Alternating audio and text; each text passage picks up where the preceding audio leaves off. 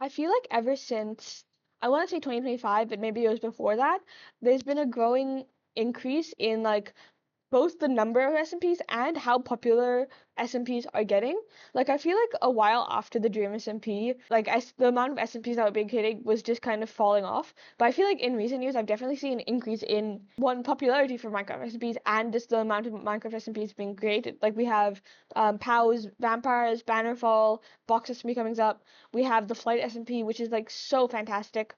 We have Avid announced an SMP coming in June. Like I'm just seeing this like sharp increase in SMPs. And as someone who's been a long time SMP viewer, I've like noticed a difference between how SMPs are run nowadays versus how they used to be run like pre 2020. And even within that, I've seen like difference between power SMPs and what I call streamer SMPs. Quickly before we go into analyzing each SMP and where I think the differences are, this is not talking about any Minecraft YouTube series like White Pine or like any Atmo series, because while those are using Minecraft as a medium to tell stories, I think they're very different from SMPs in like just in vibes wise, and also because it's normally like a whole scripted production and it's just voice acted and not really an SMP where people are playing in a Minecraft world.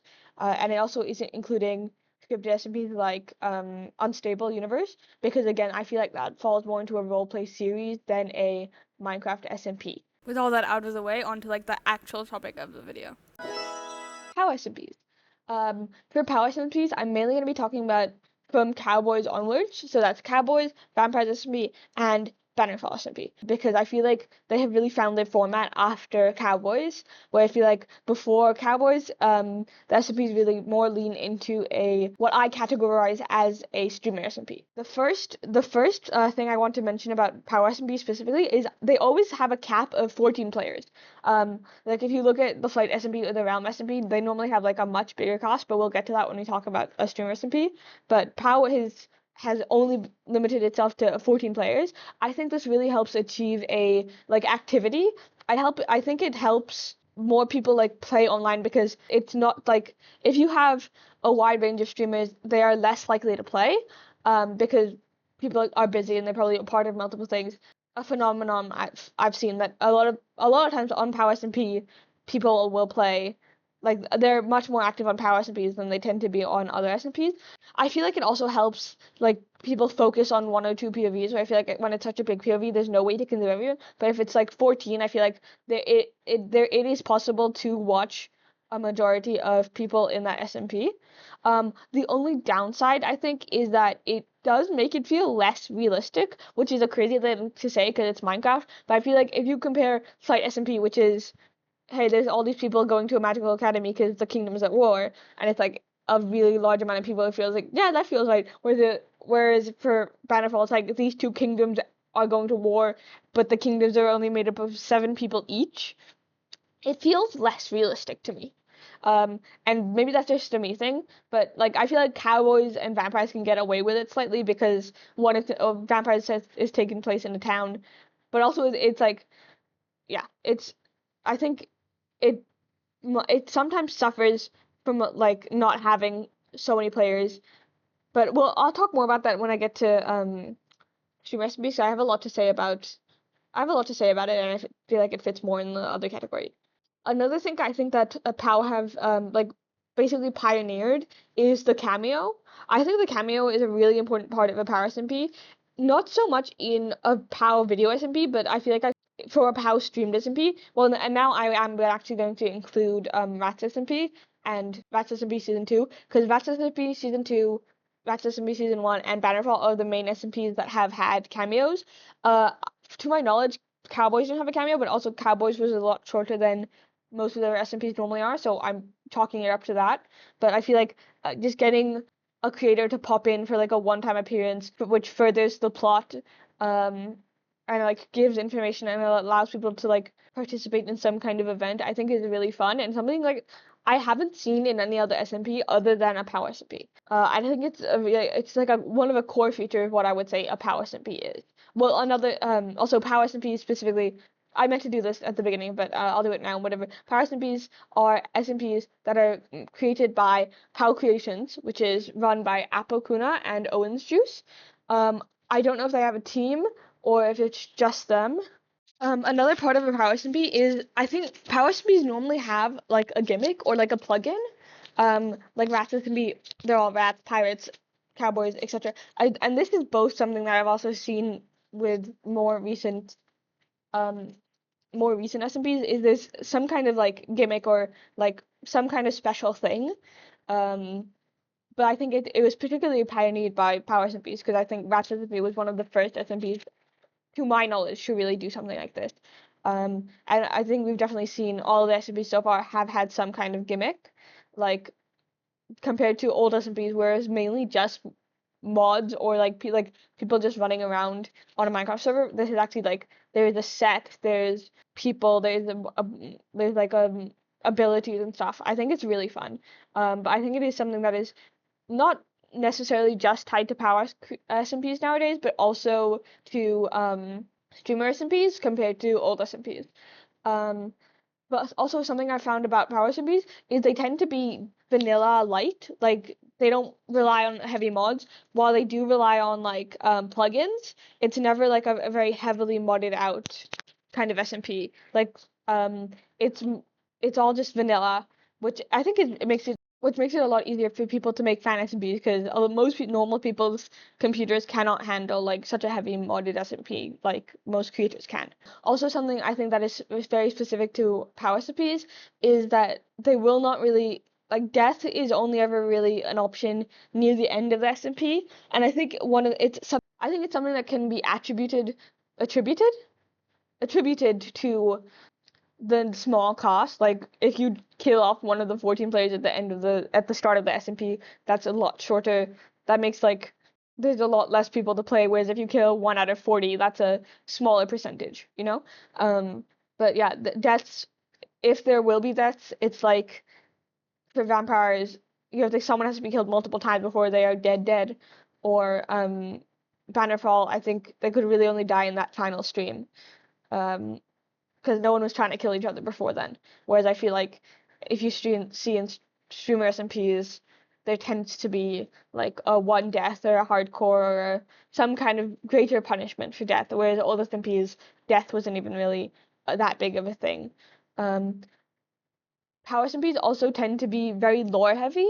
Like, I think most streamer SMPs nowadays do tend to be like on a heavier lore side, but I feel like POW specifically has like engineered like the story. Like if you look at Rats SMP season 1, there's like the rats had like to do tasks to further the story and the plot, and season 2 they had to save the hotel. Um, Vampires had its whole thing. Bannerfall, like they have a set and a story, and it's something you also see in Flights SMP, but like in older streamer SMPs or old SMPs, it's not really something you saw. Um, and then Power SMPs, for the final thing, normally have a shorter time frame than a lot of SMPs because I'll see that most SMPs will run on for like I think upwards of 6 months, where I feel like powers are always like 2 to 3 months at most, but they do play around with a time frame. Like Cowboys was only 1 month long, so it's not like a fixed timeline. Because I think Bannerfall also ran longer than Vampires, but also that was due to Vampires being a video series and not really a stream series. But yeah, anyway, I just think the SMPs are created with a timeline in mind, whereas I feel like that's not true for most streamer SMPs. Streamer SMPs. Now, what do I mean by a streamer SMP? When I say streamer SMP, I mean SMPs that are not Power SMPs that are made specifically for stream content, like The Realm or the Flight SMP. Though I feel like Flight SMP is a new kind of streamer SMP that I feel like I haven't really seen before. Or even I think like maybe Witchcraft SMP, but I feel like Witchcraft SMP does fall more into a YouTube SMP than a streamer SMP specifically. But yeah, the main examples I'll be calling on are the Realm SMP and the Flight SMP. One thing I noticed about streamer SMPs in particular is they have a really large cost most of the time. Like we can see with the Flight SMP, it's like I think 40 people. I might just be making that number up in my head, but I feel like that's true. it definitely has a lot more than like a PowSMP. Like I think I'm making up 40. I think there's no way it's 40. I think at most it's like 20, 25 maybe. They tend to have a lot more people, which I think is really fun because I think one for a situation like Flight SMP, it makes it feel more realistic, like I touched upon earlier with the 14 caster powers. And I also feel like it helps like with developing relationships. Like I feel like in a PowSMP, it's kind of natural for everyone to like know about each other, like other characters, or interact with other characters equally. Where I feel like as you see more in a like in the Flight SMP, people have very specific relationships and like tend to go around in like specific groups, which I don't think you see so much in a Power SMP because 14 people is like not enough people to start forming small groups like that. Like for like the Flight, we have the Fourfold Guard and the Dawnfall Covenant, and we have like just people sticking to their like own kind of groups, which I think one is benefited by the whole dorms, but also I think you find like you see people sticking together. Like, oh, also for StreamerSMP, QSMP, I completely forgot about QSMP, but yeah, QSMP I think also falls into this category of StreamerSMP. Like you'll just see people forming their own kind of groups, which I think can be really fun when you're seeing people interacting, and it can help form like multiple different cohesive stories in one SMP. It feels like a multiverse, if that makes sense. Like in the same way the MCU is a multiverse, it makes it feel like an SMP is a multiverse, where you follow specific storylines and sometimes they'll meet up with other storylines. I don't know if that makes a lot of sense, but I just think it's really fun for me in specific, because I don't know how to put it into words, but I just really, really like the vibes. And then also something I touched up earlier, StreamerSMPs tend to have a permadeath system, or a one life, or some kind of they must be healed or something, or they're dead, or like a 3 life system, or blah blah blah, but all with some kind of life system that is running throughout the entire series. Like the realm mustn't be you got like banned for like 24 hours or something if you lost like 3 lives or 1 life or something. And the Flight has a hardcore esque vibe.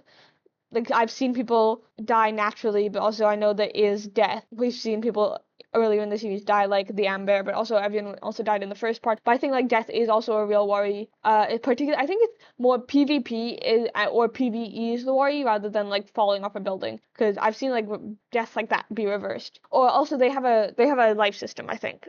Yeah, I think they have a percentage and it's tied to their dragons. And something that I think is a big problem within StreamerSMPs is they tend to die off due to inactivity. Like if you look at lifesteal, I'm not a big lifesteal fan, but from most of what I saw, the end of the series would always just come about because people just stopped playing, and like a huge part of the plot would like surround, hey, no one's playing on this SMP before anymore, so I need to make something to make people play. Whereas I feel like for POW, one, that's not like a thing you happen because it's a set time frame.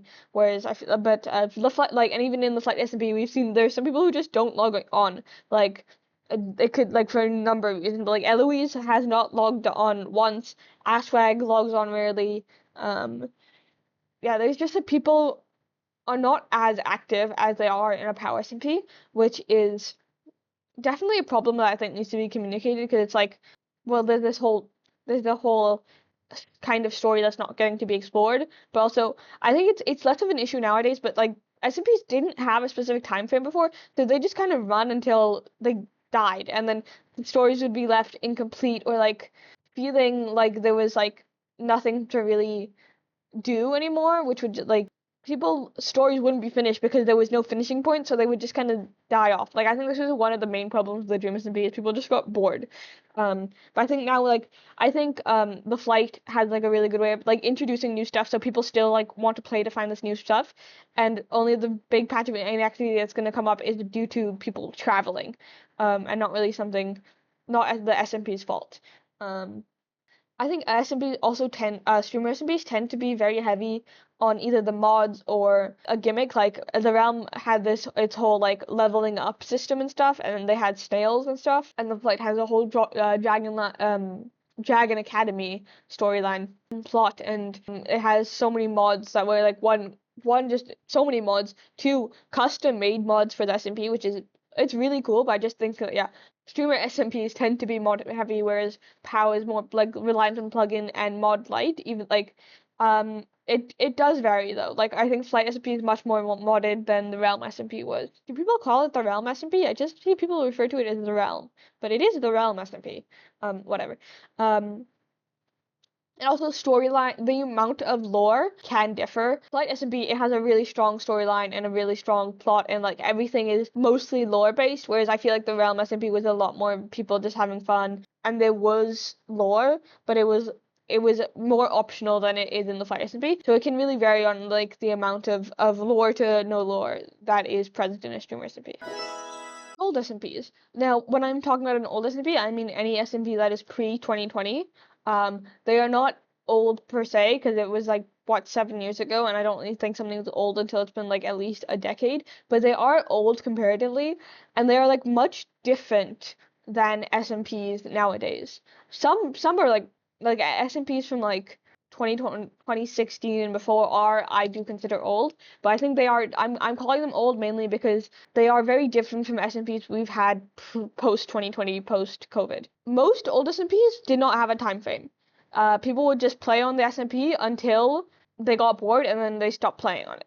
Crazy Craft, Kingdom Craft. Also, something a lot of old SMPs was always something craft. We still see this in a Hermit Craft, whereas a lot of SMPs nowadays are noun SMP, which I just think is a really interesting way the naming convention has shifted. I think it is very much because of the DreamSMP. I think that's why the naming convention has switched so much, but that's a topic for another day. Old SMPs also can vary on the they could be very mod heavy, or they could be mod light and just friends playing on an SMP together. The ones to my memory tend to be a lot more mod heavy. Like I'm just thinking about Crazy Craft, Kingdom Craft. All these SMPs that I used to watch tended to be like very heavy on the mods because people were getting tired of vanilla Minecraft, right? Like people had a lot of vanilla Minecraft series and they would get bored and they would want to play with friends, but there's not a lot to do in old Minecraft, so they play. And this was like before lore was kind of like the norm. So I also, yeah, that's my next point. There was not a lot of lore. I don't know what used to go on in SMPs. I don't remember what it was like before lore, but I know that lore was not the norm as it is nowadays. Like, of course, there was still like Minecraft roleplay series existed long before 2020, but lore SMPs I think was something genuinely that was pioneered by the DreamSMP. There could be lore SMPs before the DreamSMP, but I think the DreamSMP really got into popularity. Again, that's a different topic though. Older SMPs tend to just be people playing with their friends or like from creators that are in the same sphere. Where I feel like with SMPs nowadays, you can kind of see creators from like all different kind of spheres, or like places in Minecraft come together to play on an SMP, and they might not necessarily know each other, but I feel like people did know each other more so in the old Minecraft community than nowadays, if that makes any sense. Also, there was never also a permanent death kind of system. It didn't exist. In old SMPs, like people would because it was just people trying to play with their friends and make content and stuff. Whereas I feel like now there is a lore objective. So death as a part is an important part of stories, but it's not an important part of playing with your friends. So death kind of did not matter. I think we can also see also the cast number ranges. There was no specific like set of like it was just people playing with their friends. I feel like is a big staple of old Minecraft SMPs. Now maybe I should have watched some old Minecraft SMPs to actually do some research for this video, but I assume my memory would be fine, and it's not because I truly cannot remember anything that went on in old Minecraft SMPs. But I think they were an important part of the Minecraft YouTube ecosystem that have passed on nowadays, because I feel like you don't see a lot of SMPs that were like old Minecraft SMPs, or at least I'm not seeing a lot of Minecraft SMPs that were like old Minecraft SMPs.